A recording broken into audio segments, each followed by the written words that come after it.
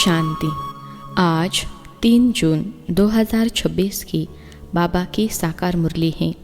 मुरली के महावाक्य हैं, मीठे बच्चे, बाप की आशीर्वाद लेनी है तो सर्विस से बोल सपूत बच्चे बन, सबको सुख दो, किसी को भी दुख न दो। प्रश्न है, धर्मराज की सजाओं से छूटने के लिए किन ईश्वरीय नियमों पर ध्यान देना है? उत्तर है, कभी भी ईश्वर के सामने प्रतिज्ञा कर उसकी अवज्ञा नहीं करना है, किसी को दुख नहीं देना, क्रोध करना, तंग करना, अर्थात ऐसी चलन चलना जिससे ईश्वर का नाम बदनाम हो तो तुम्हें बहुत सजाएं खानी पड़ती।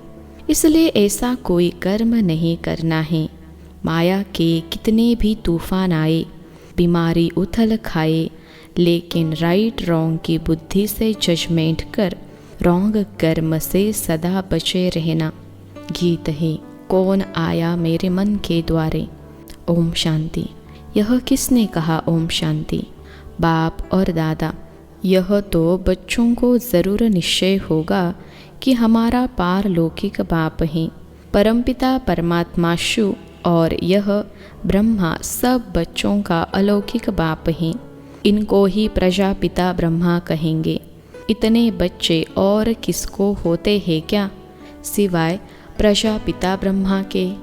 पहले नहीं थे, जबकि बेहद के बाप ने इनमें प्रवेश किया है तो यह हो गया दादा।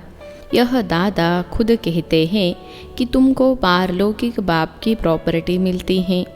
पोतरे हमेशा दादे के वारिस होते हैं, उनका बुद्धि योग दादे में जाता है, क्योंकि दादे की प्रॉपर्टी का हक मिलना है। जैसे राजाओं के पास जो बच्चे जन्म लेते रहेंगे, ऐसे ही कहेंगे बड़ों की प्रॉपर्टी है, बड़ों की प्रॉपर्टी पर उनका हक है ही। तुम बच्चे जानते हो कि हम बेहद के बाप द्वारा बड़े ते बड़ी प्रॉपर्टी स्वर्ग की बादशाही ले रहे हैं। हमको वह बाप पढ़ा रहे हैं। तुम अब सम्मुख बैठे हो। सम्मुख का नशा भी नंबरवार पुरुषार्थ अनुसार रहता है। कोई के दिल में तो बड़ा लव रहता है। हम ऊंचते ऊंच भगवान के आकर इस साकार मात पिता द्वारा वारिस बनते हैं। बेहद का बाप बहुत मीठा है, जो हमको राजाई के लायक बनाते हैं। माया ने बिल्कुल ही नालायक बना दिया है। कल बाबा के पास कोई मिलने आए थे, परंतु वह कुछ समझते थोड़े ही थे। बाबा ने समझाया, यह सब ब्रह्मा कुमार हैं, तुम भी ब्रह्मा के वाशु के बच्चे होना। कहा है तो ज़रूर, यह सिर्फ सुनकर कहा, परंतु दिल में लगा नहीं, तीर लगा नहीं कि सचमुच हम उनके बच्चे हैं। यह भी उनके बच्चे हैं, वर्षा ले रहे हैं। वैसे भी हमारे पास भी कई बच्चे हैं जिनको बहुत थोड़ा बुद्धि में बैठता है। वह खुशी, वह रुहाब नहीं दिखाई पड़ता है। अंदर बड़ा खुशी का पारा चढ़ना चाहिए, वह सारा चेहरे पर भी आता है। अभी तुम सजनियों का ज्ञान श्रृंगार हो रहा है। तुम जानते हो हम साजन की सजनियाँ हैं। एक खेरूत यानी खेती का काम करने वाले की लड़की की कहानी है ना। एक राजा खेरूत की लड़की को ले गया, परंतु फिर भी उसे राजाई में मज़ा नहीं आया तो लड़की को वापिस गावड़े में छोड़ गया। बोला, तुम राजाई के लायक नहीं हो। यहाँ भी पाप श्रृंगार करते हैं। तुम भविष्य में महारानी बनो। श्री कृष्ण के लिए भी कहते हैं, भगाया पटरानी बनाने के लिए, परंतु कुछ समझते नहीं हैं। यह है इरिलीजियस माइंडेड। समझते हैं ऐसे ही दुनिया चलती रहती है, कुदरत है। बहुत है जो मंदिर टिकाने में भी नहीं जाते, न शास्त्रों आदि को मानते हैं। गवर्नमेंट भी धर्म को मानने वाली नहीं है। भारत किस धर्म का था, अब किस धर्म का है, बिल्कुल नहीं जानते। अभी तुम बच्चे हो दैवी कुल के। जैसे वह क्रिश्चियन कुल के हैं, वैसे तुम ब्राह्मण कुल के हो। बाप कहते हैं, पहले पहले तुम बच्चों को पतित शूद्र से ब्राह्मण बनाता हूँ, पावन बनते बनते फिर 21 जन्मों के लिए तुम देवी संप्रदाय बन जाएंगे, देवी गोद में जाएंगे। आगे थे आसुरी गोद में, आसुरी गोद से फिर तुम ईश्वरीय गोद में आए हो। एक बाप के बच्चे भाई बहन हैं, यह एक वंडर है। सब कहेंगे हम ब्राह्मण कुल के हैं, हमको तो श्रीमत पर चलना है, सबको सुख देना है, रास्ता बताना है। दुनिया में कोई नहीं जो मुख से कहे बेहद के बाप से बेहद का वर्षा कैसे लिया जाता है। तुमको बेहद का बाप मिला है, तुम ही उनके बच्चे बने हो। बुद्धि से जानते हो, कल्प पहले जिन्होंने बाप से वर्षा लिया होगा वही आकर लेंगे। थोड़ा भी बुद्धि में होगा तो कभी न कभी आकर पहुँचेंगे। आएंगे तो कुछ न कुछ लेने लिए। तुम्हारे में भी नंबरवार जानते हैं। आज पावन बनने लिए आए हैं, कल फिर पतित बन पड़ते हैं। किसका खराब संग लगने से भूल जाते हैं कि बाप का बनकर फिर बाप को छोड़ा तो बहुत पाप आत्मा हो जाते हैं।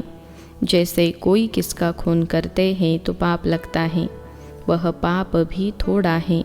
यहाँ जो बाप का बनकर फारकती दे देते हैं, प्रतिज्ञा कर फिर विकारी बन पड़ते हैं तो बहुत पाप लगता है। अज्ञान काल में इतना नहीं लगता जितना ज्ञान में लगता है। अज्ञान काल में तो मनुष्यों में क्रोध कॉमन होता है। यहाँ तुमने किस पर क्रोध किया तो 100 गुना दंड हो जाता है। अवस्था बिल्कुल गिर जाती है क्योंकि ईश्वर का फरमान नहीं मानते हैं। धर्मराज का फरमान मिलता है, धर्मराज का फरमान मिलता है पवित्र बनना है। तुम ईश्वर का बन जरा भी उनके फरमान की अवज्ञा की तो 100 गुना दंड चढ़ जाता है। क्रिएटर तो वह एक है, ब्रह्मा विष्णु शंकर भी उनकी रचना है। धर्मराज भी क्रिएशन है। धर्मराज का रूप भी बाबा साक्षात्कार कराते हैं, फिर उस समय सिद्ध कर बतलाते हैं। देखो, तुमने प्रतिज्ञा की थी हम क्रोध नहीं करेंगे, किसको दुख नहीं देंगे, फिर भी तुमने इनको दुख दिया, तंग किया। अब खाओ सज़ा। बिगर साक्षात्कार सज़ा नहीं देते हैं, प्रूफ तो चाहिए ना। वह भी समझते हैं बरोबर मैंने बाप को छोड़कर यह कुकर्म किया। बदनामी कराने से फिर बहुतों पर आफतें आ जाती हैं, कितनी अबलाएं बंधन में आ जाती हैं। सारा दंड बदनामी कराने वालों पर पड़ जाता है। इसलिए बाप कहते हैं बड़े ते बड़ा पाप आत्मा देखना हो तो यहाँ देखो। धोबी के पास बहुत मैले सड़े हुए कपड़े जब होते हैं तो सटका लगाने से फट पड़ते हैं, तो यहाँ भी सटका सहन न कर चले जाते हैं। ईश्वर की गोद में आकर डायरेक्ट उनकी अवज्ञा की तो सज़ा खानी पड़ेगी। जो हेड ब्राह्मणी पार्टी ले आती है उन पर बहुत बड़ी रिस्पॉन्सिबिलिटी है। एक ने भी अगर हाथ छोड़ दिया विकारी बना तो उनका पाप ले आने वाले पर आ जाएगा। ऐसे कोई को भी इंद्र सभा में नहीं लाना चाहिए। नीलम परी पुखराज परी की कहानी भी तो है ना। इंद्र सभा में कोई छिपा कर ले आए तो इंद्र सभा में बांस आने लगी तो ले आने वाली पर दंड पड़ गया। ऐसे कुछ कहानी है। वह पत्थर बन गई। बाबा पारसनाथ बनाते हैं, फिर अगर अवज्ञा की तो पत्थर बन जाते हैं। राजाई पाने का सौभाग्य गवा देते हैं। समझो कोई गरीब राजा की गोद लेते हैं, अगर नालायक बन पड़ा और राजा निकाल देवे तो क्या होगा? फिर कंगाल के कंगाल बन पड़ेंगे। यहाँ भी ऐसे हैं, फिर बहुत दुख महसूस होगा। इसलिए बाप कह देते हैं कभी भी कोई अवज्ञा नहीं करना। बाप है साधारण, इसलिए शिव बाबा को भूल साकार में बुद्धि आ जाती है। अब तुम बच्चों को श्रीमत मिलती हैं। जो गंदे बन पड़ते हैं ऐसे फिर इंद्र सभा में बैठ न सकें। हर एक सेंटर इंद्रप्रस्थ है जहाँ ज्ञान की वर्षा हो रही है। नीलम परी पुखराज परी नाम तो है ना। नीलम रतन को कहते हैं। यह बच्चों पर नाम रखे जाते हैं। कोई तो बहुत अच्छा जैसे रत्न है, कोई फ्लो नहीं है। जवाहरात में कोई कोई बहुत दागी होते हैं, कोई एकदम प्योर होते हैं। यहाँ भी नंबरवार रत्न हैं। कोई कोई रत्न बहुत वैल्यूबल हैं, बहुत अच्छी सर्विस करते हैं। कोई तो सर्विस के बदले डिससर्विस करते हैं। गुलाब के फूल और अक के फूल में भी कितना फ़र्क है। शिव पर दोनों चढ़ाते हैं। अब तुम जान गए हो हमारे में फूल कौन कौन हैं। उनकी ही सब मांगनी करते हैं कि बाबा हमको अच्छे अच्छे फूल दो। अब अच्छे अच्छे फूल कहाँ से लाए? रत्नजोत फूल तो कॉमन होते हैं। यह बगीचा है ना, तुम ज्ञान गंगाएं भी हो, बाबा तो सागर ठहरा ना। यह ब्रह्मा है, ब्रह्मपुत्रा बड़े ते बड़ी नदी। कलकत्ते में ब्रह्मपुत्रा नदी बहुत बड़ी है, जहाँ सागर और नदी का बड़ा भारी मेला लगता है। बरोबर ज्ञान सागर बाबा हैं। यह चैतन्य ज्ञान सागर हैं। तुम भी चैतन्य ज्ञान नदियाँ हो। वह तो है पानी की गंगाएं। वास्तव में नदियों पर नाम पड़ा है, परंतु आसुरी संप्रदाय यह भी भूल गए हैं। हरिद्वार में गंगा के किनारे पर चतुर्भुज का चित्र दिखाते हैं। उनको भी गंगा कहते हैं, परंतु मनुष्य समझते नहीं कि यह चतुर्भुज कौन है। बरोबर इस समय तुम स्वदर्शन चक्रधारी बनते हो। तुम हो सच्ची ज्ञान नदियाँ। वह है पानी की, वहाँ जाकर स्नान करते हैं। समझते कुछ भी नहीं, बस देवी हैं। मनुष्य को तो कभी 4-8 भुजा होती नहीं है, कुछ भी अर्थ नहीं समझते।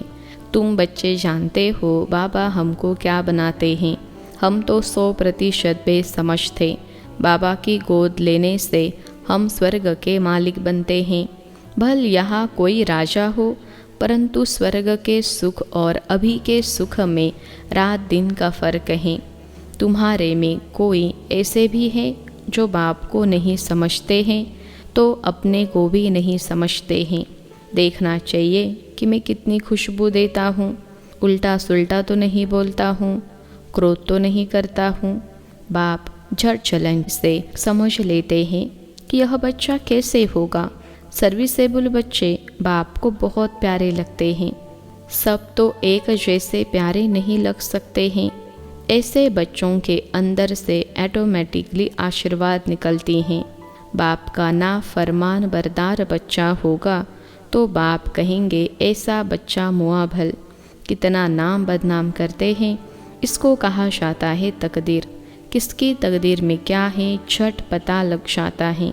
बाप समझाते हैं यह सपूत बच्चा है, यह कपूत है। बाप दादा को नहीं पहचाना, तकदीर में वर्षा लेना नहीं है तो क्या करेंगे। इस ज्ञान मार्ग में कायदे बड़े कड़े हैं। बाप पवित्र बने और बच्चे न बने तो वह बच्चा हकदार नहीं हो सकता है। उसको बच्चा नहीं समझेंगे। फिर कहेंगे हम तो शिव बाबा को वारिस बनाएंगे, तो बाबा 21 जन्म के लिए हमको रिटर्न में देंगे। इसका मतलब यह नहीं कि बाबा के पास आकर बैठ जाना है।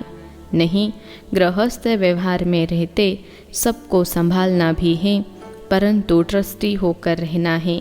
ऐसे नहीं कि तुम्हारे बच्चे आदि को बाप बैठ संभालेंगे। नहीं, ऐसे ख्यालात वाले भटक पड़ते हैं। यहाँ बाबा के पास तो बिल्कुल पवित्र चाहिए, अपवित्र कोई बैठ न सके, नहीं तो पत्थर बुद्धि बन जाएंगे। बाबा कोई श्राप नहीं देते हैं, यह तो एक लॉ है। बाप कहते हैं फिर खबरदार रहना, कर्मेंद्रियों से कोई पाप किया तो यह मरा। बड़ी भारी मंजिल है। बाबा का बच्चा बना तो फिर बीमारी सारी उथल खाएगी। डरना नहीं है। वैद्य लोग भी कहते हैं फलानी दवाई से तुम्हारी बीमारी बाहर निकलेगी, तुम डरना नहीं। बाप भी खुद कहते हैं तुम बाप के बनेंगे तो माया रावण तुमको बहुत हैरान करेगा, खूब तूफान में ले आएगा। अभी तुमको रॉन्ग और राइट की बुद्धि मिली है, और कोई को रॉन्ग राइट की बुद्धि नहीं है। सबकी है विनाश काले विपरीत बुद्धि। प्रीत बुद्धि तुम्हारे में भी नंबरवार पुरुषार्थ अनुसार हैं। प्रीत बुद्धि वाले बाप की सर्विस बहुत अच्छी करेंगे। अच्छा, मीठे मीठे सिखलते बच्चों प्रति माता पिता बाप दादा का याद प्यार और गुड मॉर्निंग। रूहानी बाप की रूहानी बच्चों को नमस्ते। हम रूहानी बच्चों की सिखलते रूहानी माता पिता बाप दादा को याद प्यार, गुड मॉर्निंग और नमस्ते बाबा नमस्ते। धारणा के लिए मुख्य सार पहली पॉइंट है, ईश्वर का बच्चा बनकर ज़रा भी उनके फरमान की अवज्ञा नहीं करनी है। इन कर्मेंद्रियों से कोई भी कुकर्म नहीं करना है। उल्टे सुलटे बोल नहीं बोलने हैं। सपूत बन बाप की आशीर्वाद लेनी है। दूसरी पॉइंट है, ट्रस्टी बनकर अपने गृहस्थ व्यवहार को संभालना है। ज्ञान मार्ग के जो कायदे हैं उन पर पूरा पूरा चलना है। राइट और रॉन्ग को समझकर माया से खबरदार रहना है। आज का वरदान है, तड़पती हुई भिखारी प्यासी आत्माओं की प्यास बुझाने वाले सर्व खजाने से संपन्न भव। तड़पती हुई भिखारी प्यासी आत्माओं की प्यास बुझाने वाले सर्व खजाने से संपन्न भव। विश्लेषण है, जैसे लहरों में लहराती व डूबती हुई आत्मा एक तिनके का सहारा ढूंढती है, ऐसे दुख की एक लहर आने दो, फिर देखना अनेक सुख शांति की भिखारी आत्माएं तड़पते हुए आपके सामने आएगी। ऐसी प्यासी आत्माओं की प्यास बुझाने के लिए अपने को अतीन्द्रिय सुख व सर्व शक्तियों से, सर्व खजानों से भरपूर करो। सर्व खजाने इतने जमा हो जो अपनी स्थिति भी कायम रहे और अन्य आत्माओं को भी संपन्न बना सको। आज का स्लोगन है, कल्याण की भावना रख, शिक्षा दो तो शिक्षाएं दिल से लगेंगी। कल्याण की भावना रख, शिक्षा दो तो शिक्षाएं दिल से लगेंगी। अव्यक्त इशारे सदा हर्षित रहने के लिए अपनी नेचर को सरल बनाओ, सहनशील बनो। सदा हर्षित रहना यह ज्ञान का गुण है। इसमें सिर्फ रूहानियत ऐड करना है। हर्षितपन का संस्कार भी एक वरदान है जो समय पर बहुत सहयोग देता है। जो स्वयं सदा हर्षित रहते हैं वह कैसे भी मन वाले को भी हर्षित कर देते हैं। इजी नेचर वाले अपने खुशनुमा हर्षित चेहरे से भारी वायुमंडल को भी हल्का बना देते हैं। अच्छा, ओम शांति।